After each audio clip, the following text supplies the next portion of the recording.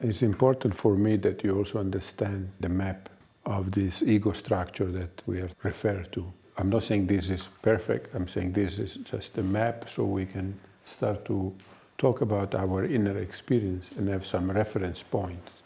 So it's very simple. When I say ego, I don't mean in the common sense, in the English language we say, you have big ego. It's not what I'm referring to. It's more the small self, the ego identities, the sense of me, sense of self, which is part of what I call the personality structure, which is these ideas, patterns, habits, way of being. We grow, we develop a sense of self, which we call the ego self, which is made of memories, reflections, all our lived experience and interactions. Many things form this sense of identity. When I say ego, it's more like the part that feels like I am Emilio, and this is, and the personality is a little bit broader sense of the various patterns, subconscious reactivities that we don't even like to own. For example, I'm being reactive, and somebody's pointing it out, and I don't even like to take responsibility. I don't like. My ego doesn't even like parts of my own personality. I don't. So it's a big mess. It's a big complex is the right word, like they say in psychology. It's complex. The ego self is complex. In contrast to the I, which is very simple, the real self is just I am. And it's just a very direct experience of being me without any labels. I'm nobody in reality.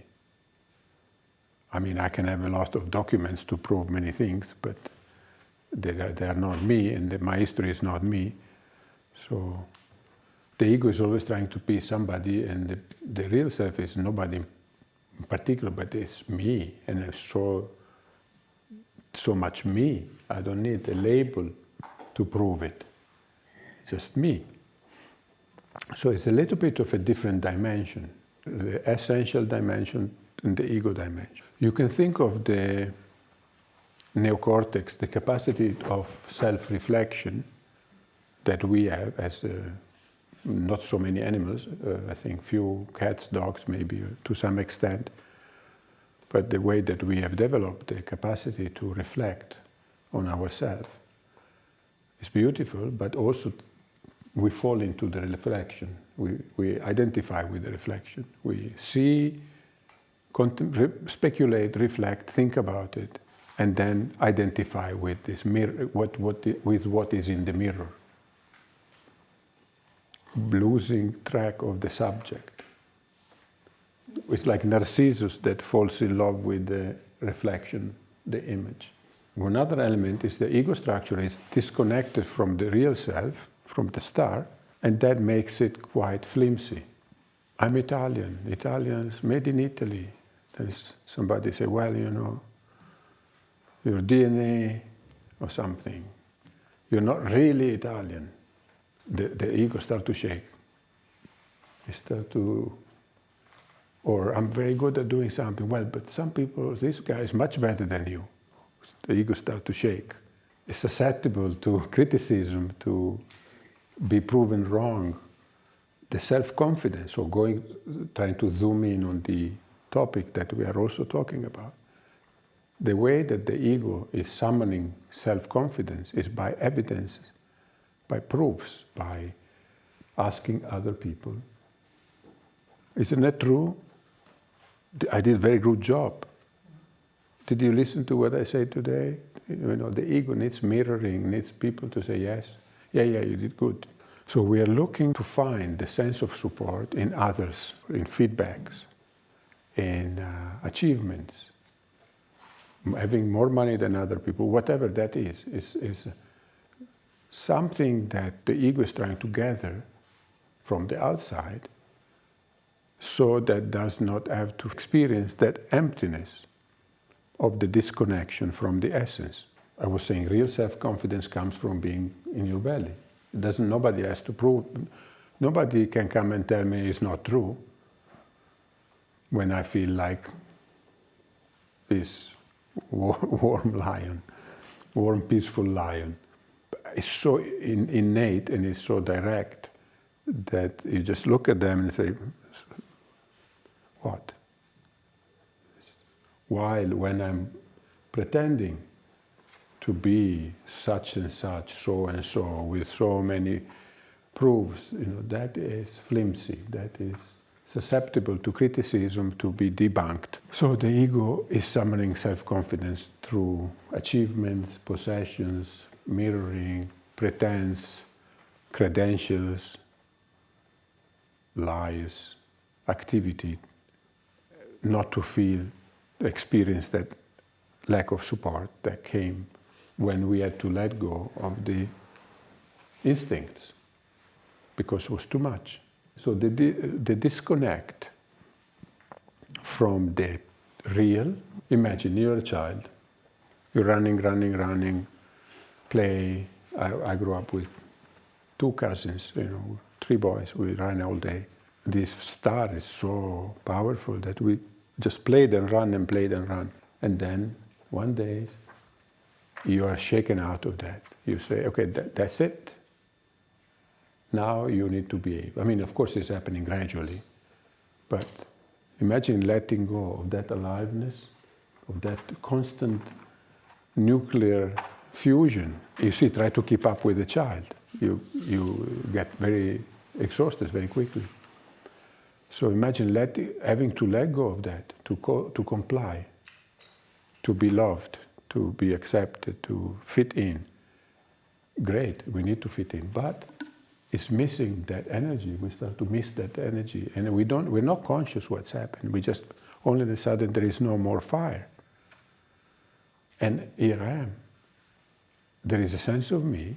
I grew up enough to have capacity to reflect, understand about who I am, who is my mom, my parents, the school, but there is no more fire, and I don't know what happened. I don't know. I don't have any education about this. So I'm left empty with a bunch of stuff to do, which is very boring. And I will try to learn more, so then maybe I will get to myself when my father will see how successful I will become like him, taking on the family business, whatever. Try to improve on myself so that I will get to myself by building upon, because I'm nothing, I'm nobody, I'm empty, I don't have any more fire. But we're not conscious of that process. We just find ourselves empty. You see the puberty, you see first they run, and then they sit there and parents say, come on, go play. No. The fire is gone. They don't know what to do. And then start to build more complex stories, imagination, some whatever, imaginary life, special things, only I know, and I write in my diary. All start to build this virtual reality that it feels so much like me, and at least there I find myself, in that isolation, in that thing. And everybody say, what do you want to do when you grow up? I said, what are you talking about? I have no clue. Who do you want to be? What do you mean? I'm already me. What do you mean? So there is weird what we encounter as we grow up. Like if we're not yet, and we have to become by becoming like somebody, some archetype in society. And people don't even realize what we're going through. Say, yeah, you should be more. It's all kind of advice from some kind of neighbors or teachers or relatives. Very confusing and like, what? Crazy. Grow up in the madhouse, totally. So seeking that self in building, studying more, career, more effort to run away from this disconnection from what we had to let go of. And that building the more complex ego structure, more capacities to fit in, further the distance from that, the immediacy of that fire, that energy that's still here. But we all see, if we connect with it, we get worried about what will happen. If I become instinctual again, I get in trouble again, like I did in my childhood. But it's preconscious.